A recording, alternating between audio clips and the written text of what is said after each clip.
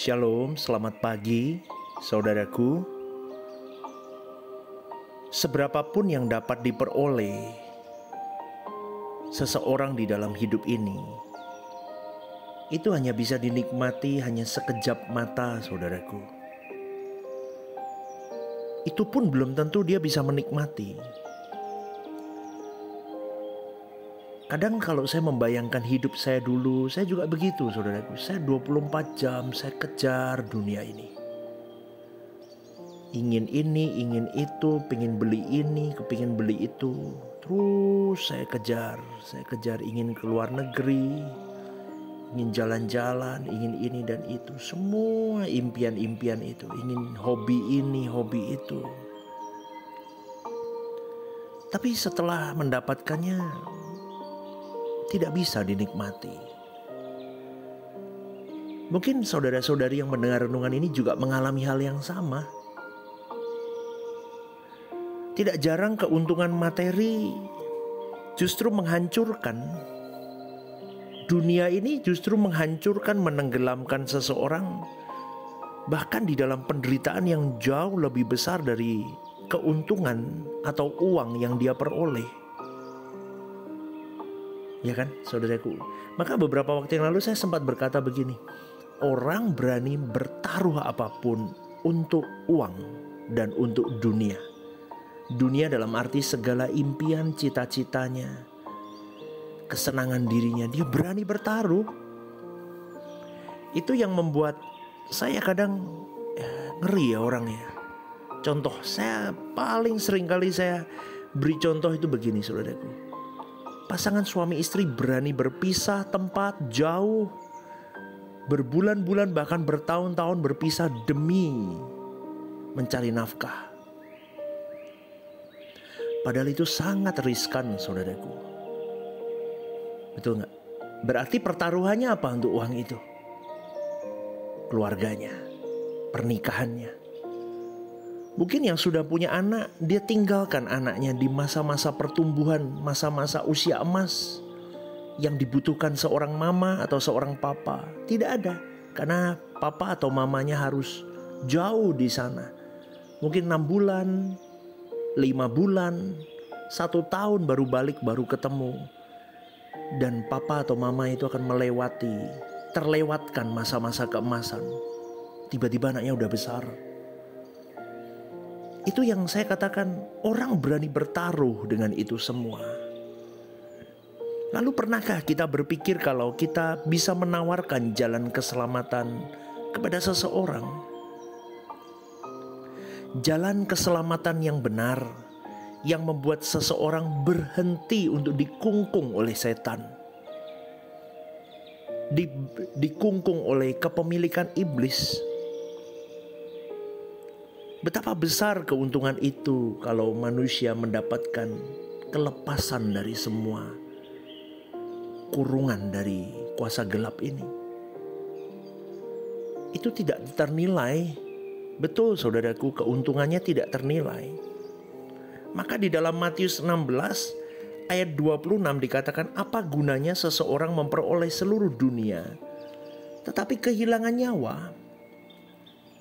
Dan apakah yang dapat diberikan sebagai ganti nyawanya? Jadi saudaraku, satu jiwa itu nilainya lebih berharga dari semua harta yang ada di dunia ini kalau dikumpulkan.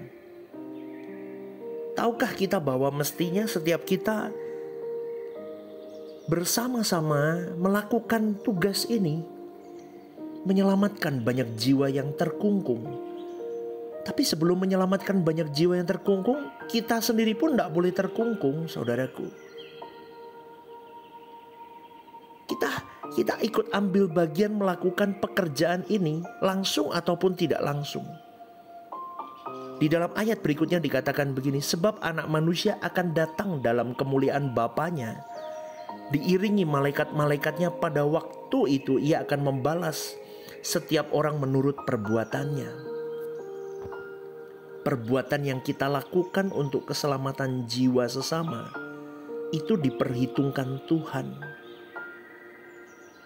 Maka jangan lupa, saudaraku, kita sendiri pun harus bebas dulu dari materialistis, egoistis, sentral diri.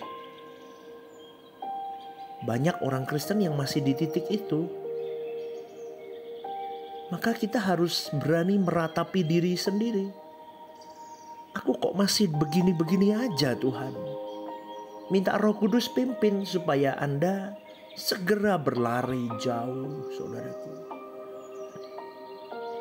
Maka mari kita pikirkan betapa malangnya orang yang tidak diperkenankan masuk ke dalam himpunan orang-orang percaya yang memuji-muji Allah di dalam kerajaan surga nanti. Itu bisa kita loh, saudaraku. Kalau kita gak peduli sama orang lain, hidup kita egois, pokoknya urusanku sendiri, kita pun tidak layak masuk. Jadi betapa malangnya. Dan mereka tidak mendapat kesempatan untuk memperbaiki diri lagi, untuk dilayakkan masuk dalam himpunan itu. Terlambat. Terlambat kalau ajal sudah menjemput, atau Tuhan Yesus datang kedua kali. Terlambat, saudaraku. Itu kondisi yang betapa mengerikan dan betapa celakanya hidup seseorang. Tragis. Ketika anak manusia datang dalam kemuliaan Bapa diiringi malaikat-malaikatnya, hanya orang-orang yang setia sampai akhir. Garis bawah ini, setia sampai akhir. Bukan setia temporary. Itu yang akan diangkat bersama-sama dengan Tuhan Yesus dalam kemuliaan Bapa. Ini pasti mereka adalah orang-orang yang sudah menyelamatkan sesamanya. Menyelamatkan sesama itu tidak gampang, saudaraku. Anda bisa disalahpahami loh. Anda bisa dimusuhi, dijauhi, diblokir. Ya, nggak main-main. Dibenci lagi bisa. Padahal maksudmu baik. Kalau kita bisa ngomong, "Hei sadar nyawamu itu selembar tisu setipis itu. Jatuh aja bisa mati kok saudaraku. Kita bisa masuk ke kekekalan langsung." Tapi gak semua orang paham itu. Diajak untuk melayani Tuhan itu susah, saudaraku. Jadi kalau kita mengerti hal ini, betapa mengerikan. Betapa celaka orang-orang yang tidak mendapat kesempatan. Orang itu bisa diri kita sendiri atau orang-orang yang kita kasihi. Orang yang kita jagai sejak di dunia, bisa jadi mereka semua itu termasuk diri kita. Kalau hari ini anak-anak kita ya, kita sekolahkan, kita kuliahkan, kita perhatikan. Dia bisa sukses, studinya hebat. Olimpiade masuk, wah terkenal, mungkin bisa ikut Olimpiade mancanegara semua. Wah karirnya bagus. Punya perusahaan besar. Jadi CEO, jadi ini dan itu. Punya rumah tangga indah kelihatannya. Wah, punya anak-anak yang lucu-lucu, istri yang luar biasa. Tapi kalau sampai anak-anak kita tidak layak menjadi mempelai bagi Kristus, percuma saudaraku. Itu mengerikan. Lah ini loh yang mau saya ajak kepada kita semua. Bagaimana kualitas kita? Karena tidak banyak orang yang memang mau sungguh-sungguh bertobat setiap hari. Tidak banyak orang yang mau sungguh-sungguh membenahi diri setiap hari. Karena mereka anggap remeh tentang perkara-perkara rohani. Mereka sembarangan dengan apa yang mereka lihat, mereka dengar. Terus mereka sembarangan dengan mulut mereka, ngegibah, ngegosip, jelekin ini, jelekin itu. Terus. Nggak sengaja, kelihatannya sih guyon, tapi masuk terus masuk. Apa yang mereka pikirkan, asumsi-asumsi yang nggak tepat, terus melakukan perilaku-perilaku yang sembarangan. Aduh, saudaraku. Kita harus loh meratapi diri, saudaraku. Apalagi untuk saudara-saudari yang udah tiap hari dengar suara kebenaran. Tiap hari dengar suara kebenaran. Belum hari Minggu, belum hari Kamis. Belajar, kalau di gereja lokal saya ada pendalaman Alkitab, ada doa malam. Belajar di situ. suara kebenaran. Terus tidak kunjung berubah. Aturan Anda meratapi diri, saudaraku. Betul, meratapi diri. Kenapa ya kodrat dosaku gak kunjung usai? Kenapa kodrat ilahiku kok saldonya gak naik-naik ya? Kita harus cek diri kita. Karena kalau kita hari ini merasa aman-aman, semua baik-baik, sebenarnya itu tipuan setan, saudaraku. Kita tidak akan baik-baik kalau kita tidak bertobat dengan sungguh-sungguh, bertobat sungguh-sungguh tiap hari, tiap saat. Sebaliknya kalau kita sungguh-sungguh bertobat setiap hari, membenahi diri, bertumbuh dalam kesempurnaan, maka kita tidak mungkin tidak menangisi jiwa-jiwa, terutama jiwa kita sendiri juga. Kok sebegininya ya hidupku? Kok aku masih melukai orang ya? Kok aku masih begini dan begitu ya? Kok aku masih suka ngerumpiin orang ya? Gosipin orang? Kok aku kadang masih menghasut orang ya? Coba Bapak Ibu Saudara-saudari, kadang kita tidak meratapi diri, akhirnya kita lupa mengintrospeksi diri. Kalau kita bertobat setiap hari, membenahi diri, bertumbuh dalam kesempurnaan, itu akan merajut senyum Tuhan. Kita tidak akan pernah bisa menangisi jiwa-jiwa kalau kita pun tidak menangisi diri kita sendiri. Tetapi kalau kita berusaha sungguh-sungguh mau membenahi diri, bertumbuh di dalam kedewasaan rohani yang benar, semakin mengenal kebenaran, maka kita semakin melihat betapa dahsyat, betapa mengerikan kalau seseorang terpisah dari Allah. Di pihak lain, kita akan menghayati betapa indahnya kerajaan surga, sehingga kita tidak akan terikat dengan keindahan dunia ini, saudaraku. Maka setiap hari ada tuntutannya, dan kita harus penuhi itu semua. Sehingga setiap hari kita harus bisa berkata, I'm done my Lord. Aku selesai. Sebelum tidur malam, aku udah beres Tuhan. Baik itu perbuatan, tugas maupun dosa diselesaikan dengan Tuhan. Aku beres Tuhan. Thank you untuk hari ini. Jangan ditunda. Karena belum pernah bertemu dan menghayati kemuliaan Allah, orang bisa anggap hal-hal begitu remeh.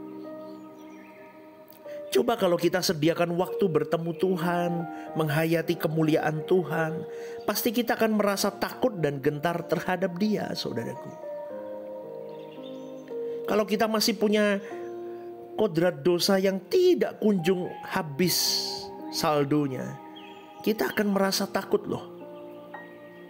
Jangan sampai kita melakukan dosa, skandal, kejahatan, bocor mulut, hati yang busuk. Betul, aduh. Terus Anda merasa aman-aman karena Anda merasa kuat. Itu hanya ditutupi sementara, saudaraku. Hati-hati, semua akan dibuka di pengadilan Allah. Lebih baik kita selesaikan hari ini. Amin, saudaraku. Jangan berbuat dosa lagi. Bertekadlah hidup suci. Jangan sampai tertinggal. Ratapi dirimu. Ratapi setiap saat. Kalau kau masih punya pikiran jahat sama orang, masih dosa ini dan itu, ngikat ini dan itu, aduh saudaraku, bisa kok kita lakuin kalau Roh Kudus kita libatkan dalam hidup kita. Karena Tuhan tidak akan pernah memberi kepada kita tugas yang tidak bisa kita bereskan, saudaraku.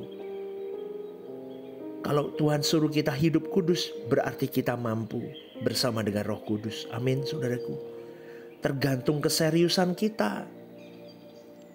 Tergantung seberapa kita berjuang untuk bertumbuh dewasa. Kita makin menghayati betapa ngerinya kekekalan bagi yang terhilang. Dan sebaliknya, betapa mulianya ketika kita suatu hari nanti bersama-sama dengan Tuhan Yesus dipermuliakan oleh Bapa di langit baru, bumi baru. Dan itu yang menjadi semangat untuk membawa kita tiap hari meratapi diri, tiap hari semakin sempurna di pemandangan Bapa. Dewasalah saudaraku. Hidup bukan hanya tentang dunia ini, tapi hidup adalah tentang masa depan di dunia yang akan datang. Jangan kalahkan Tuhan untuk hal yang lain. Hampir 1 minggu ini saya katakan ini. Saya takut banyak orang yang begitu menurunkan grade Tuhan dalam hidupnya. Bahkan orang yang dengar kebenaran terus saja masih aja begitu. Ada. Kadang saya sampai berpikir kok bisa ya. Tapi ya biarlah. Itu pilihan masing-masing dari nurani mereka masing-masing. Tapi pagi hari ini saya mengingatkan, berjuanglah hidup benar. Tuhan tetap di tempat tertinggi dalam hidup kita dan tidak tergantikan oleh apapun. Selamat pagi dan Tuhan memberkati.